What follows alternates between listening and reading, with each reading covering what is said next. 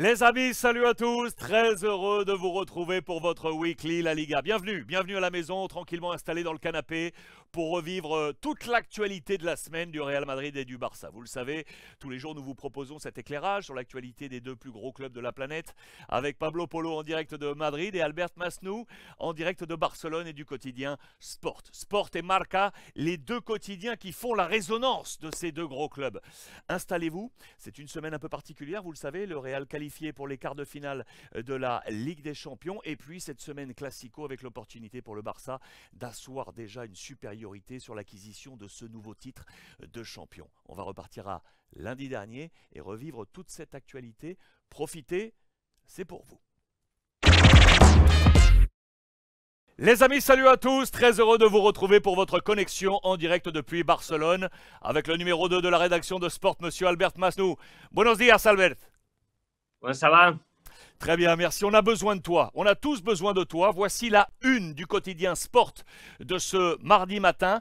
Alta tension, haute tension avec le président Laporta et également le président du Real Madrid, monsieur Florentino Pérez. C'est un nouvel épisode, Albert, de ce fameux Caso Negreira, du patronyme, du nom de cet homme, de l'ombre pour certains, qui avait été employé, contrat du Barça, avec sa société pour réaliser une étude il y a plusieurs années sur les arbitres espagnols. Étude offerte au Barça pour comprendre comment agir avec certains arbitres.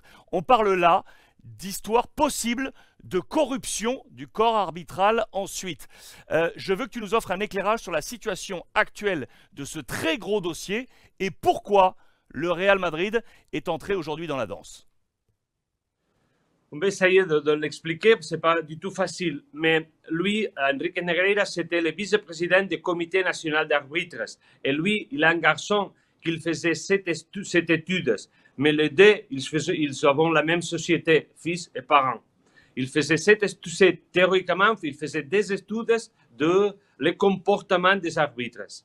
Ça, c'est cette relation, il est né au début de siècle de 2001 jusqu'à 2018. Ouais? Il y a eu cette relation. Après, le Barça, la fiscalité, il a demandé au juge d'étudier les cas parce qu'il a découvert que Enrique Negreira ne payait pas les impôts de cet argent qu'il recevait du Barça. Il a découvert cette relation qui lui a fait croire qu'il peut y avoir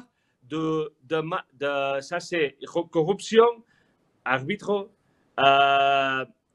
malversation économique, que je ne sais pas comment introduire ça, mais veut dire que le Barça il a jeté l'argent, pour le dire. Et dans ces pages, il y a trois situations. Une, c'est la relation d'Enrique Negreira avec le Barça. Ça, c'est une relation. Et cette relation, il a été réelle. Parce qu'il y a beaucoup de journaux ici en Espagne qui ont montré des papiers qui montraient ces relations. L'autre passe, c'est si Enrique Negreira il a fait ce que il a fait le boulot pour ce qu'il a été contraté. L'objectif, c'était de neutraliser les boulots des arbitres devant les pouvoirs de Madrid, de Real Madrid. De neutraliser, d'influer aux arbitres espagnols. Et ce n'est pas facile de démontrer. Oui, vous comprenez? Très bien. C'est pas facile de démontrer. Et c'est que les juges, ils doivent le faire. La fiscalie, il ne peut pas entrer dans ces cas. Mais le juge, il peut le faire. Oui?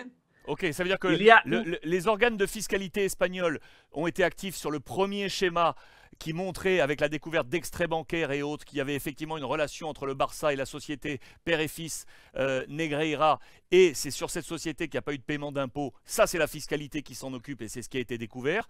Et deuxième, le juge, là, doit montrer qu'il y aurait eu une tentative de pression ou de corruption sur le corps arbitral via le père qui pourrait être néfaste, et notamment pour le Real Madrid, dans sa bataille avec le Barça, c'est ça?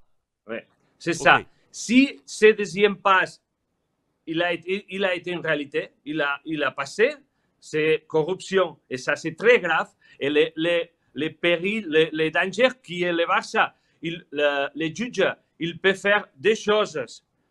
Un, suspendre temporairement l'activité du Football Club Barcelone. Deuxième option, c'est la dissolution du club. Waouh!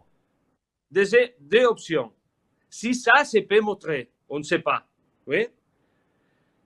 Si ça, c'est pas possible de montrer pour qu'il n'a pas de preuves, il n'a pas de les options pour démontrer ces relations entre Enrique Negreira et les arbitres. Oui? Si ça ne passe pas, qu'est-ce qu'il y a? C'est que le Barça, il a payé un boulot que Enrique Negreira, il n'a pas fait.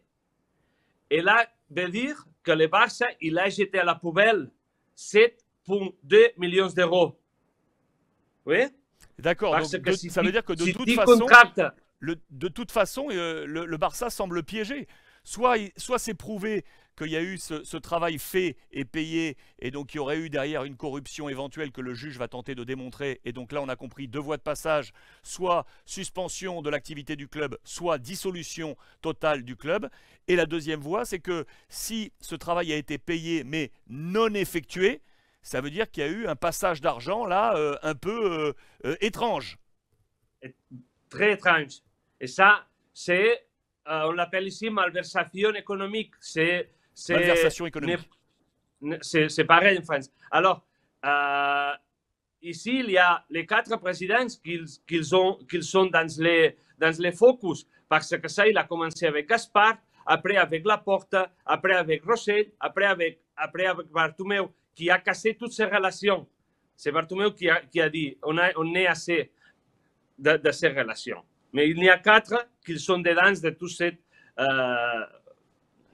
lío, toute cette situation. Et alors pourquoi Albert, pourquoi aujourd'hui à la une de Sport le visage de Florentino Pérez? Pourquoi le Real Madrid aujourd'hui entre dans cette histoire? Le Real Madrid au début, il n'a pas fait rien. La Liga, tous les clubs de la Liga, ils voulaient faire un communiqué officiel contre cette relation contractuelle Barça-Enrique Negreira, mais initialement, le Real Madrid, il n'a voulu faire rien. Mais après, ça peut-être Polo peut l'expliquer mieux, mais les socios du Real Madrid ont pressionné à Florentino pour qu'il fasse quelque chose.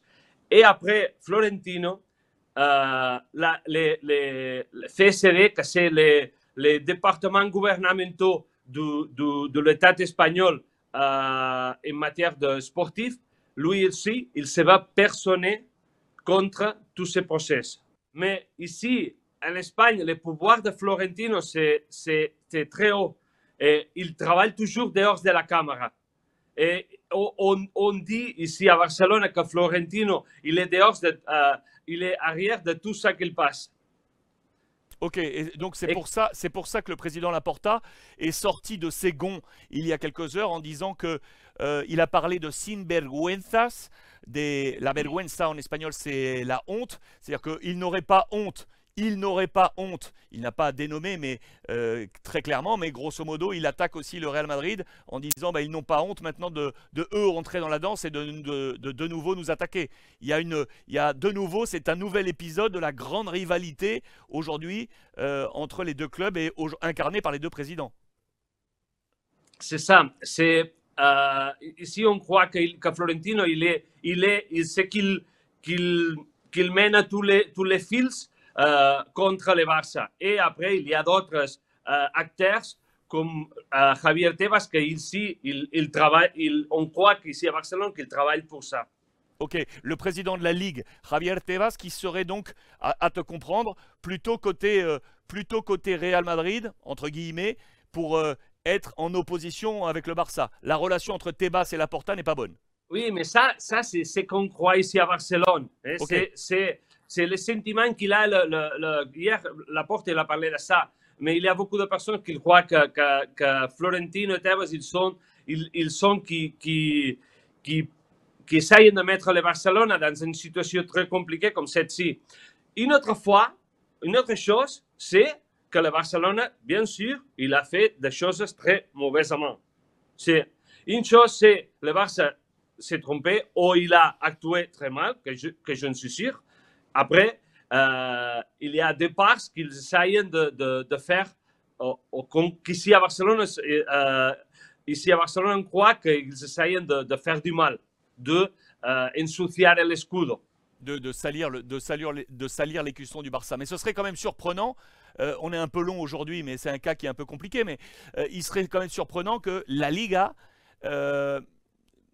ait pour objectif de déstabiliser jusqu'à l'excès le Barça. C'est dans l'intérêt de la Liga que le Barça soit toujours là pour animer la rivalité avec le Real Madrid et faire que la Liga espagnole soit au plus haut. Et on a besoin du Barça. Ce serait surprenant que la Liga vienne, à part si les faits sont avérés, bien évidemment, hein, on parle de justice. Oui, c'est vrai, je crois que ni Barcelone, ni la Liga, ni Madrid, ils veulent la mort de Barcelone. Bien parce sûr. qu'ils vivent. Et sa vie, c'est ça. C'est un cercle vertueux. Cette confrontation. Mais cet épisode, c'est très chaud, bien sûr. C'est chaud. Bon, ben on fera le point dans les prochains jours. En tout cas, merci de cet éclairage, Albert, parce que c'est maintenant très clair et on comprend ce qui est en train de se passer et pourquoi notamment le Real Madrid est entré dans la danse. C'était le focus Barça du jour avec monsieur Albert Masnou de la rédaction de Sport. Muchísimas gracias, Albert.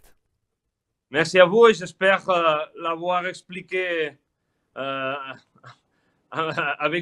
un peu de détails parce que c'est une chose compliquée et qu'il y a beaucoup de ramifications. Lo has hecho buenísimo. Merci à vous. Les amis, salut à tous. Suite de notre feuilleton sur cette énorme affaire, vous le savez, de possible corruption du corps arbitral en Espagne de la part du Football Club Barcelone. Une affaire qui est en train de salir notamment le football espagnol. Il nous faut faire le point aujourd'hui. Nous étions à l'instant avec Albert Masnou en direct de Barcelone. Nous le sommes maintenant avec Pablo Polo depuis Madrid, la grande signature du quotidien Marca. Buenos días, Pablo. Buenos días, Alexandre. Salut à tous. Bon, c'est très compliqué pour nous Français, mais on va essayer une nouvelle fois de faire le point, Pablo. La portada, la une de Marca aujourd'hui, avec l'écusson dessiné du Barça, les propos de Javier Tebas, le président de la Liga Española, qui ne comprend pas le silence du Barça. Olla a presión. On parle de grosse pression maintenant contre le FC Barcelone qui doit réagir. Je rappelle très rapidement quelle est la situation, Pablo. On le rappelle, c'est le fameux Caso Negreira. Negreira, c'est le nom de l'ancien patron des arbitres en Espagne, qui est également sociétaire d'une boîte avec son fils qui avait été engagé par le Football Club Barcelone il y a des années. Ce contrat a été rompu par le président Bartomeu il y a quelque temps, le prédécesseur du président Laporta.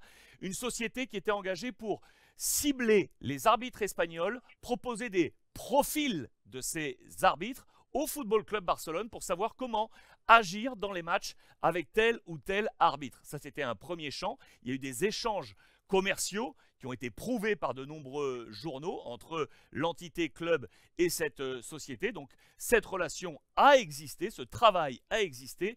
Et maintenant, on cherche à savoir s'il y a eu une corruption de la part du Barça sur certains arbitres. Et depuis peu, le Real Madrid est entré dans la danse avec le président Florentino Pérez. Je veux savoir maintenant, depuis Madrid, que pense la rédaction de Marca, pourquoi le président Florentino Pérez est entré dans ce dossier Barça, Pablo. Bon, je vais essayer d'expliquer. C'est évident que le Real il y avait un silence que personne ne comprenait vraiment du côté du Real Madrid parce que tous les clubs de première division avaient fait un communiqué, tous ensemble, sauf le Real Madrid et évidemment sauf Barcelone, pour dénoncer ce scandale parce qu'on est dans un scandale énorme dans le sport espagnol, il faut dire la vérité. Je pense que le scandale plus important des sports en Espagne depuis qu'on est en démocratie, quoi, je dirais. Et c'est énorme, cet scandale, mais le Real évident que, comme tu dis, Alexandre, il a changé les stratégies complètement tout d'un coup. Et il y avait un silence, je ne comprenais pas, mais cette semaine, cette dernière week-end, le Real, les dirigeants, Florentino Pérez, a annoncé que le Real s'est déjà dirigé à la justice pour être partie des accusateurs. Ça veut dire qu'il sera partie de l'enquête. Ils se sont laissés, et c'est ça que le socio demandait au Real Madrid. Le socio du Real Madrid se sont laissés. Ils pensent que c'est un scandale énorme et qu'évidemment, les arbitres ont bénéficié, le Barça. Et voilà que Florentino se sentait un peu aussi obligé de la demande des supporters du Real Madrid. Mais c'est évident que c'est un rôle déjà très très important parce qu'il sera parti, comme je dis, de cette enquête qui, il faut dire aussi, va durer vraiment des années. Alors, on a que dans le début de toute cette histoire, on est dans les procès d'enquête et cette enquête va terminer évidemment avec un jugement. Et qu'est-ce qu'il va faire, Pablo, pardon, mais ça veut dire, Pablo, qu'on est dans une enquête pénale. On est dans une enquête pénale, évidemment, et les accusateurs, quand cette enquête termine, vont demander les peines de prison. Et évidemment, après, il y aura aussi des responsabilités civiles et demanderont évidemment des responsabilités économiques. Déjà, sur cette procès, sur ce jugement, évidemment, dans les cas que, évidemment, il y a des responsabilités économiques, il y aura une finance obligée du côté des accusés. Mais c'est évident qu'après, on verra le rôle qu'il va jouer dans cette enquête le Real Madrid, parce que c'est évident que quand tu es parti de cette enquête, tu peux être plus belligérant, demander des témoins et de se présenter à la justice et de faire des déclarations ou peut-être simplement être un simple spectateur de cette enquête.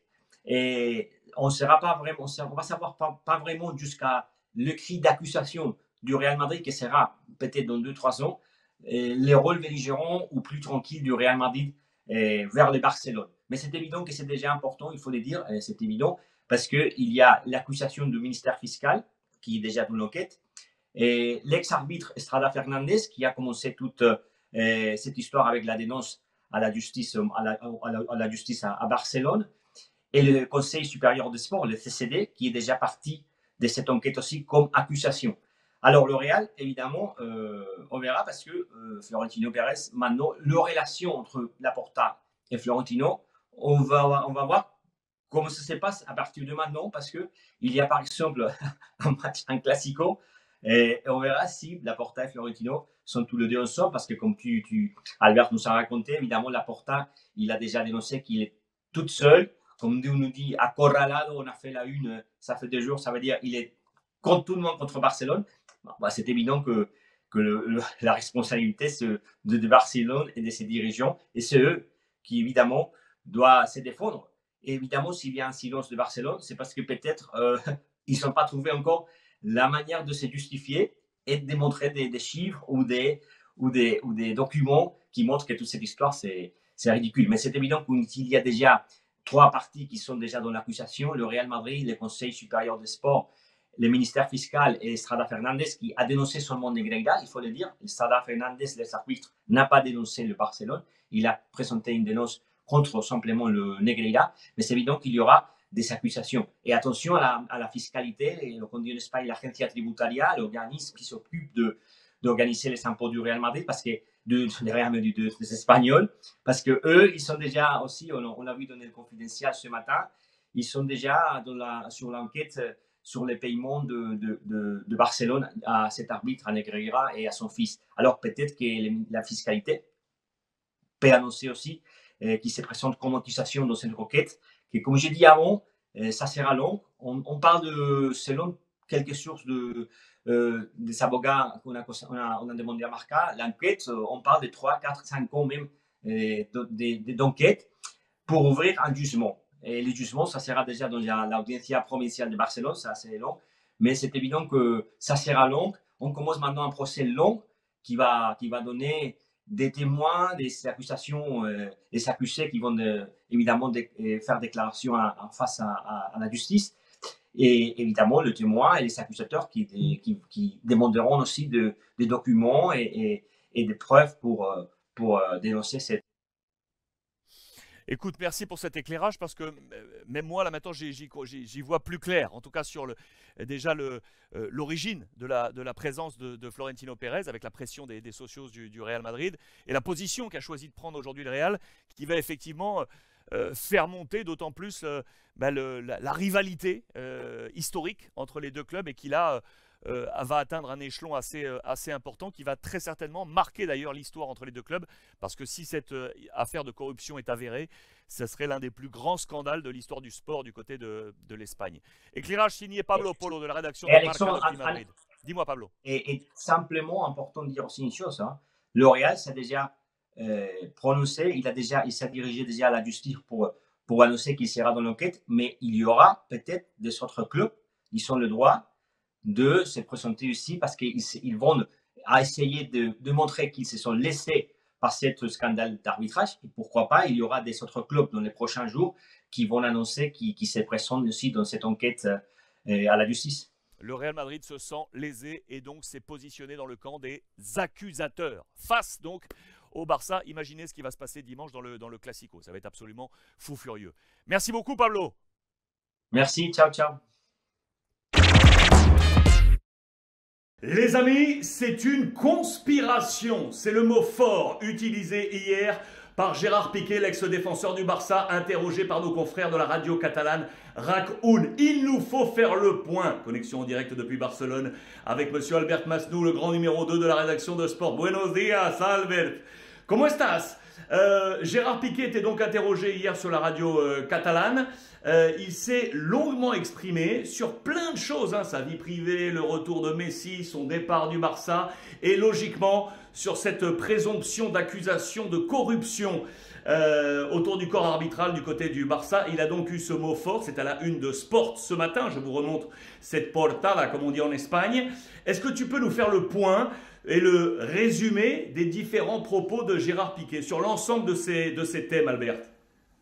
Ça va, Alex, ça va. Oui, hier, c'est Gérard Piqué qui, après le point de toute l'affaire Negreira, c'était la première fois, il y a fait beaucoup de temps qu'il parlait dans un milieu de communication conventionnelle parce qu'après, il a parlé avec les Twitch en acceptant de questions de tout le monde et l'expérience, il n'a pas bien allé parce que son image a resté touchée pour ces déclarations.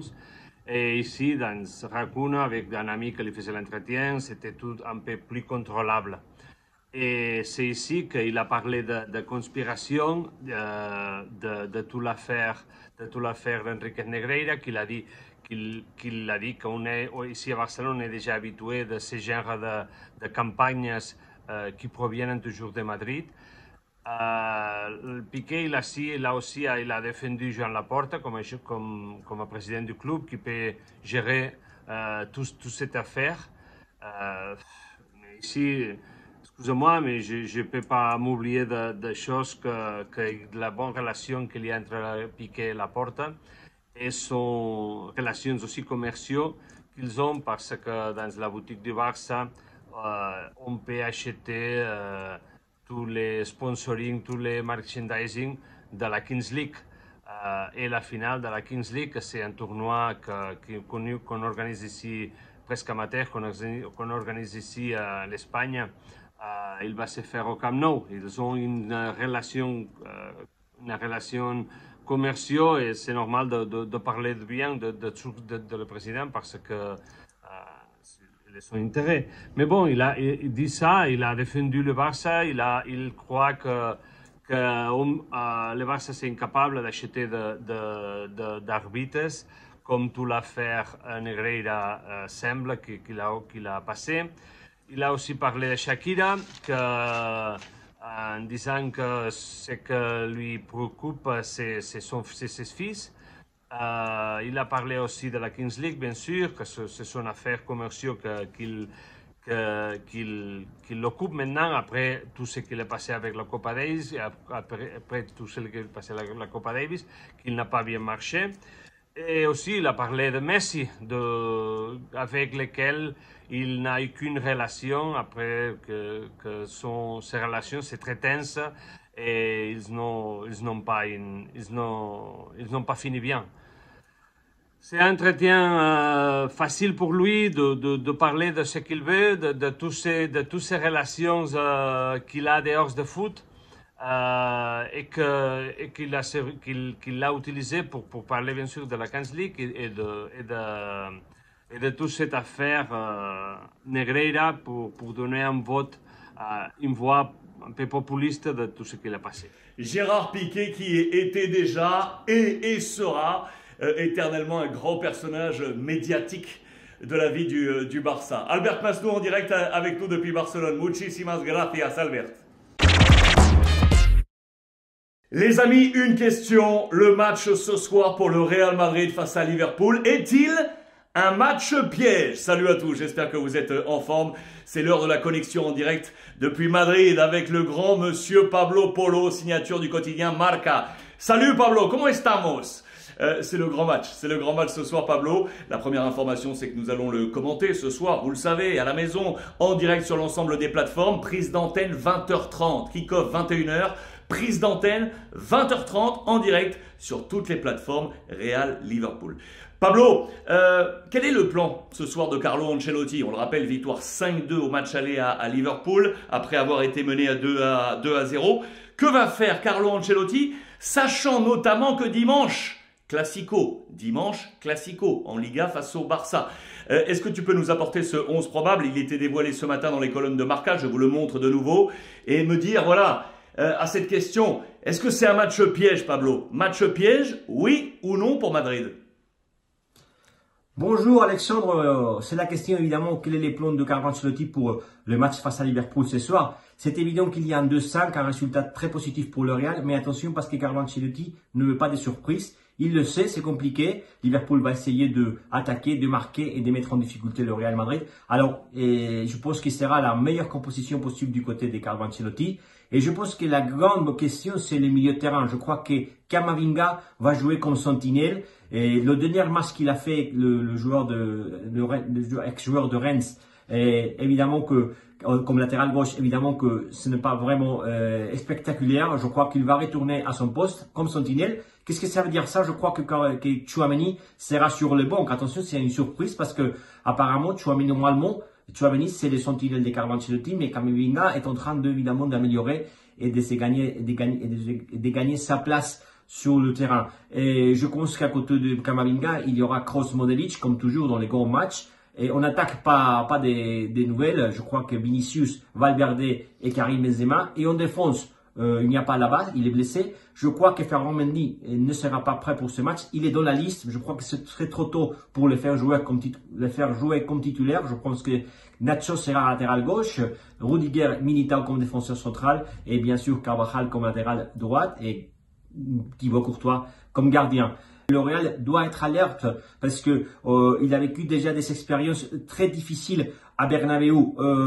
Même l'année dernière, on se souvient bien de le résultat que Chelsea il a été capable de faire dans le match retour à Bernabéu. 0-3. 0-3, ça veut dire si le Liverpool il est aussi capable de marquer 0-3, de faire un 0-3 et ce soir, il aura égalisé le match et l'éliminatoire face au Real Madrid.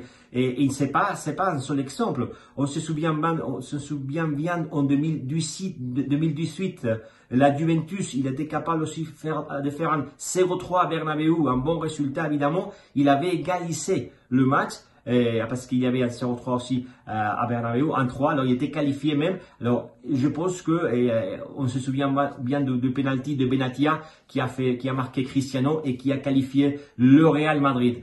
Et il y a des autres exemples. Attention, en 2018 avec Carlo Ancelotti sur le banc de Bayern Munich, le Real avait gagné dans le match aller 1-2 et le Bayern, il a été capable aussi de faire 1-2 à Bernabéu. Il a eu la prolongation et Cristiano a marqué dans la prolongation. Il a qualifié le Real Madrid. Alors, le Bernabéu ne veut pas de surprise. Et évidemment que l'équipe et toutes les stats sera alerte dans ce match face à Liverpool. Ciao! Parfait Pablo, parfait, parfait, parfait, parfait. Le rendez-vous est donc ce soir avec cette grande question. Le Real Madrid va-t-il rejoindre l'Inter et Manchester City qualifiés hier soir pour les quarts de finale? Attention, réponse à partir de 20h30. Je vous le rappelle, on sera en live ce soir, 20h30 pour ce grand match. Pablo Polo avec nous en direct de Madrid. Muchísimas gracias Pablo. Les amis, salut à tous, très heureux de vous retrouver. C'est l'heure de la connexion en direct depuis Madrid avec Monsieur Pablo Polo, la grande signature du quotidien Marca. Salut Pablo, comment estamos? Salut, bonjour à tous. Bon, c'est le réveil, c'est le jour d'après, qualification du Real Madrid.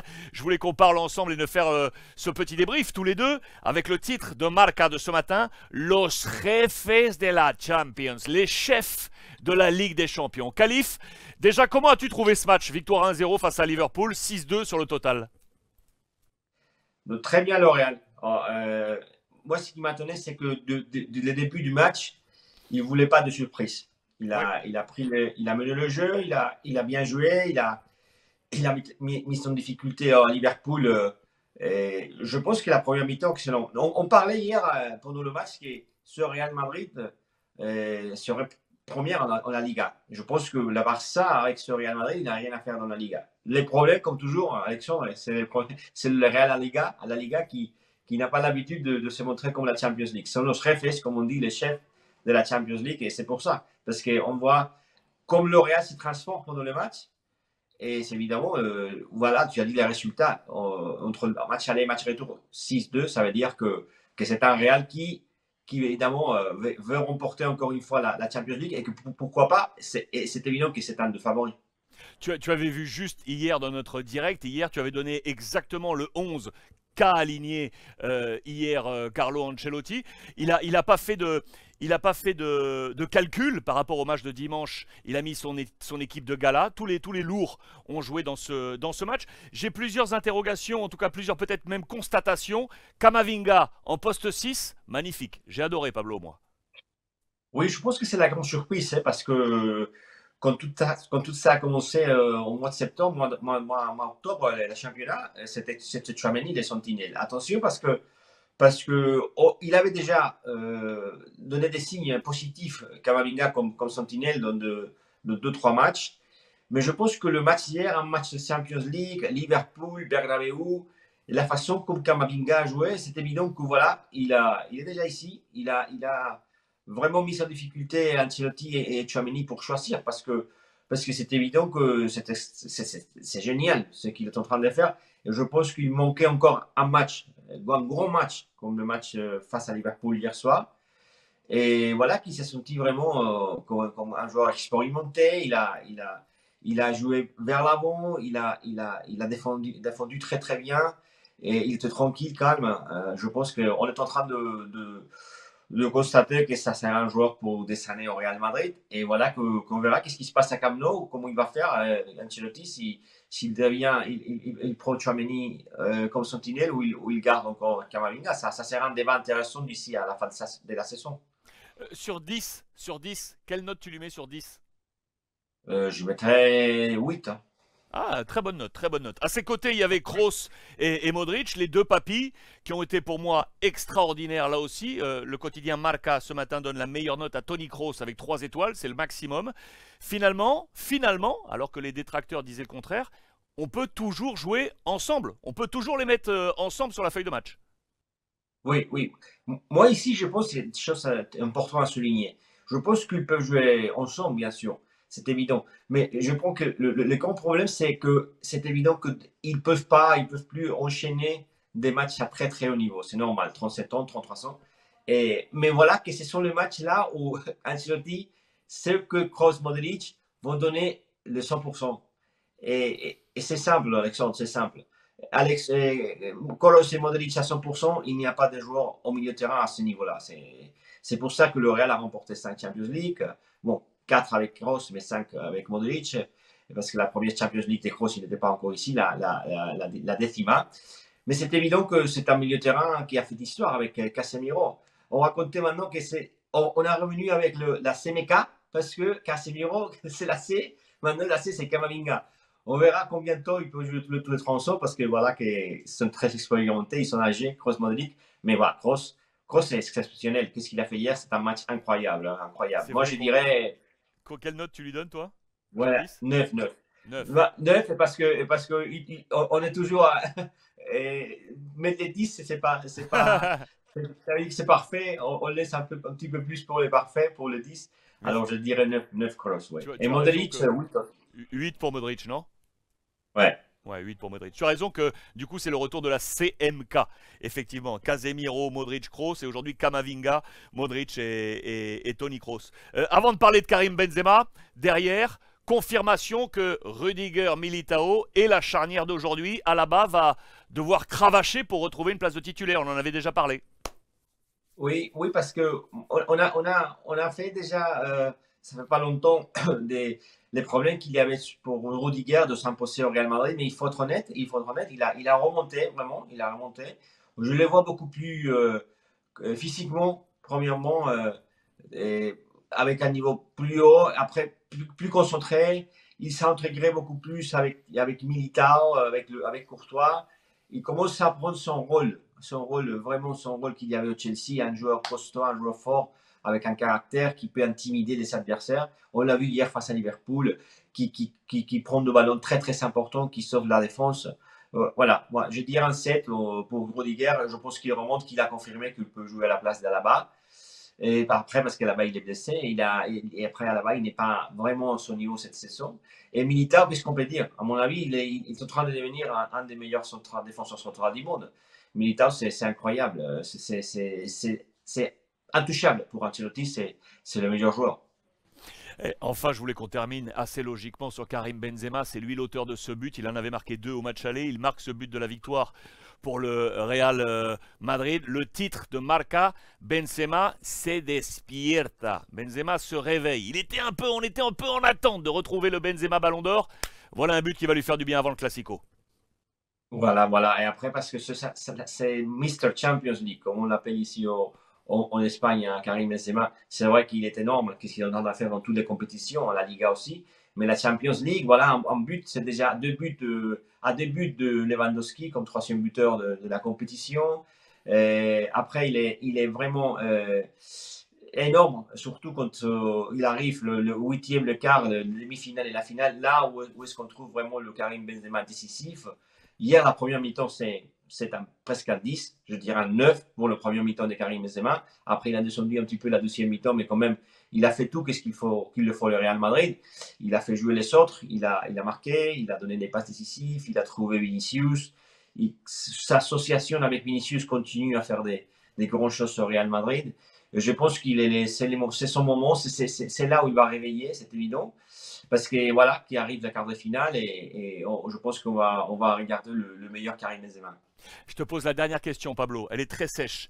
3 Italiens, Inter, Milan et Napoli, 2 Anglais, Chelsea et Manchester City, un Portugais, Benfica, un Allemand, le Bayern Munich et le Real Madrid comme seul Espagnol. Je ne te demande pas le tirage le plus facile, je te demande le tirage le plus difficile pour le Real Madrid. À mon avis, City, si on regarde dans la première ligue, c'est dans le plus difficile avec Haaland qui remonte. Et Naples, attention, moi s'il y a des Italiens, je préférerais Inter ou Milan. Naples, il est en train de faire une saison extraordinaire. Je dirais City. Après, je pense que tout sont équilibré. Mais sauf City et Naples, je pense que les autres pour le Real aussi, c'est un peu pareil. Débrief signé Monsieur Pablo Polo en direct de Madrid, la grande signature du quotidien Marca. Muchísimas gracias, Pablo. Muchas gracias, ciao. Les amis, salut à tous, très heureux de vous retrouver, c'est l'heure du Classico, programmé dimanche. Barça-Real Madrid, décisif bien évidemment dans la course au titre, connexion en direct avec Barcelone. Monsieur Albert Masnou est avec nous, le numéro 2 de la rédaction de Sport. Buenos días Albert, ¿cómo estás? Buenos días, comment ça va? Très bien par ici, on attend les matchs avec passion. Je vais t'appuyer, je veux que tu me remémores le plus mauvais souvenir que tu as, toi, du Classico au Camp Nou. Quel est ton plus mauvais souvenir? Raconte-moi ça, historiquement. Oh là là. Je crois que que peut-être pas pour le résultat, parce que le Barça a gagné 2-0 ce jour, mais ça a été au octobre de 2000, après la partie de Figo à Real Madrid. Et c'est le premier match que Figo a retourné ici à Barcelone. Okay. On a vécu un match très passionnel, quelquefois trop passionnel, parce que les décibels, les cris de Camp Nou, c'était féroce contre Figo. C'est le match que Carlos Puyol a marqué très bien. Il n'a fait rien. Mais je crois que lui-même, il a été impressionné pour tout ce qu'il a vécu. Dans l'idée, je me rappelle pour les plus jeunes qui nous regardent, parce que c'était donc il y a 23 ans.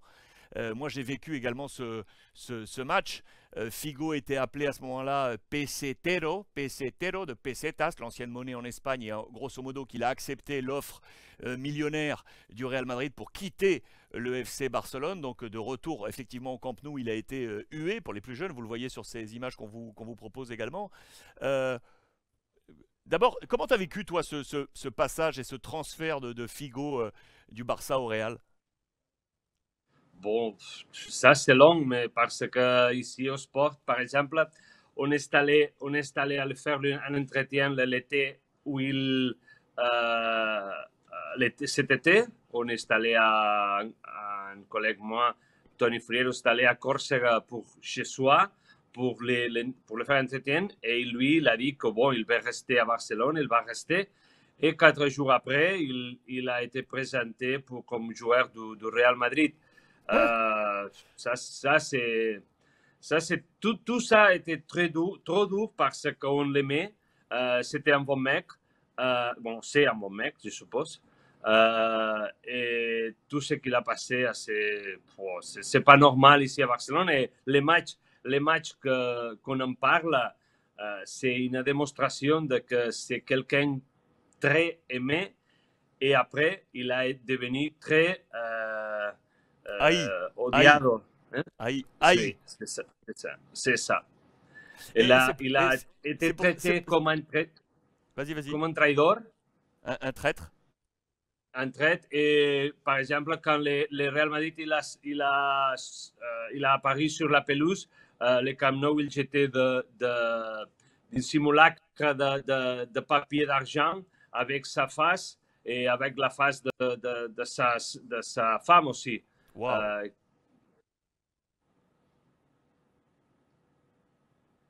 Tu m'entends? Ouais. Ah. Oui. Mais pourquoi pour toi c'est un mauvais souvenir du coup?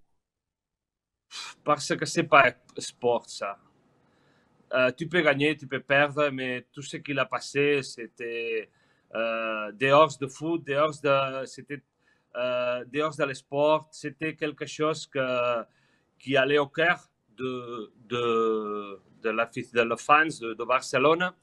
Et son comportement, je crois que notre comportement, parce que les journaux aussi, ils ont parlé beaucoup mal de Léo Messi, ils ont échappé tout ce qu'il a passé. Le comportement, ça n'a pas été très correct, je crois. On recollera, hein, les garçons, d'accord? Sur la petite hésitation. Qu'est-ce qu'on rajoute sur ce match, Albert? Qu'est-ce qu'on pourrait rajouter comme anecdote sur ce match? Sur ce match-là. Par rapport à ton souvenir de ce match. Je me souviens que Puyol, que c'est un très bon ami à moi, il devait marquer Figo. Il l'a fait très bien. Mais je crois que lui, l'afición, tout le stade lui a mis le boulot très facile parce que le stade de pressing de Figo, chaque fois qu'il touchait la ballon, c'était impossible de faire que lui il faisait quelque chose. C'était impossible parce que les cris, les sifflets, les décibels, ils montaient beaucoup jusqu'au bout que Figo il était bloqué. Il n'attendait pas ça. Et il a fait, je me souviens ça aussi, quand il est apparu sur la pelouse. C'est quelques matchs les plus passionnés que j'ai vécu, je crois. La passion du football au cœur de ce classico au Camp Nou, avec la mémoire d'Albert Masnou. On attend ce match avec impatience de dimanche. On vous l'a dit, c'est un match décisif. Décisif dans la course au titre pour cette nouvelle Liga. Albert, muchísimas gracias. Merci à vous, mes amis. Les amis, salut à tous. On attend tous avec grande impatience dimanche et le Classico en Liga entre le Barça et le Real Madrid, très certainement décisif pour l'acquisition de ce nouveau titre de champion. Connexion en direct depuis Madrid avec monsieur Pablo Polo, rédaction, grande signature du quotidien Marca. Pablo, ¿cómo estamos? Bonjour, ¿cómo estamos? Salut à tous. Estoy nervioso, on est nerveux, on attend le match. On était en connexion à l'instant avec Barcelone, avec Albert Masnou, la rédaction de Sport. On lui a demandé, Pablo, son pire souvenir, je dis bien son pire souvenir du Classico à Barcelone. Lui nous a parlé du Cochinillo, Luis Figo pour les plus jeunes, qui avait été acheté du Barça au Real Madrid, année 2000. Il avait été reçu dans un brouhaha absolu au Camp Nou. Quel est, Pablo, toi, ton pire souvenir du Classico à Barcelone? Bonjour, mon pire souvenir, je pense que c'est surtout le Classico à 2010, le 5-0, le Barça au Real Madrid.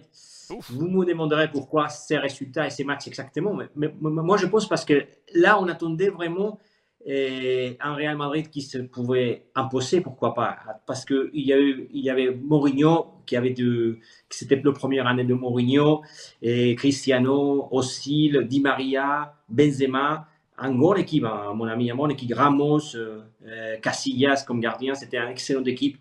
Mais je pense que là, ça a commencé le royaume de Barça. Et là, on pensait que peut-être le Real Madrid était capable de remporter les matchs, de remporter les titres. Mais je pense que ça a duré un peu plus.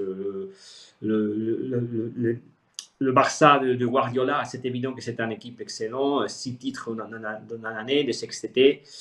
Et c'était dur. 5-0 parce qu'on avait l'envie, l'expectation et on attendait aussi parce que c'était une grande équipe. Le Real avait dépensé tellement d'argent pour battre le Barcelone, pour essayer de remporter les titres, que c'était vraiment dur, c'est 5-0. En tout cas, c'est vrai un peu juste aussi parce que Ramos, il a vu le carton jaune, c'était compliqué.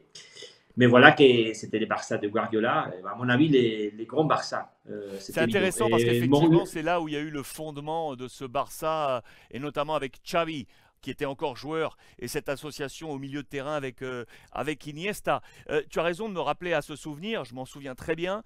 Xavi, d'ailleurs, avait dit qu'il avait la sensation, il avait vraiment eu dans ce match, dans son histoire de joueur, une sensation de supériorité. Vraiment d'être au-dessus. Tu le disais, pourtant, le Real Madrid était un énorme Real Madrid. Il y avait Pep aussi, il y avait Marcelo. C'était vraiment un gros Real Madrid. Et Xavi disait ça. Tu avais ce sentiment, toi, où vraiment ce Barça-là commençait vraiment à être intouchable? C'était le Barça intouchable. Ouais. Surtout, je pense qu'il était déjà intouchable, mais le problème, c'est qu'on avait bon, j'ai eu l'impression, évidemment, aussi que Xavi, mais c'était normal. Mais c'est vrai que après 2-3 ans, le Real a vraiment changé un peu la tendance, parce que je me souviens qu'ils ont après gagné, 2 ans après, ils ont déjà gagné un titre au Barça, dans la finale des coupes. Ça a commencé quand même à égaliser un peu la bataille en Espagne entre les deux équipes. Mais là, c'est vrai, les 5-0 que j'ai vécu à Camp Nou, c'était vraiment une sensation de supériorité de Barça incroyable.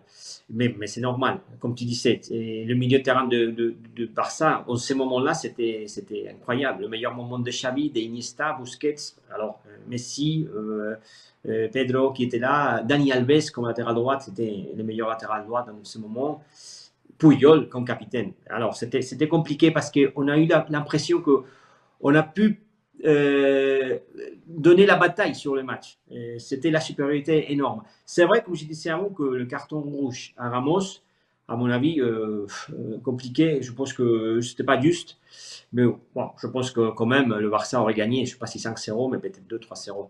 Mais c'est vrai qu'après, un an après, avec Mourinho, je pense qu'il a été capable il a commencé à récupérer les temps perdus et dans le 12e année, 3e année, parce qu'on a déjà vu de matchs beaucoup plus serrés entre les deux équipes.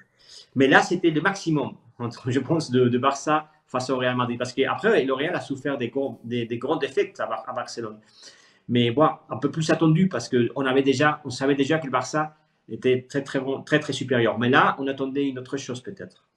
Le Barça d'ailleurs qui cette saison remportera la Ligue des Champions. C'était le prémisse d'une supériorité à l'échelle nationale et également à l'échelle continentale. C'était un signe fort de ce Barça de Pep Guardiola. Le plus mauvais souvenir au Camp Nou Classico, signé Monsieur Pablo Polo de la rédaction de Marca. Buenísimo. Gracias Pablo et bon match dimanche. Bon match dimanche. Bon match à tous. Ciao.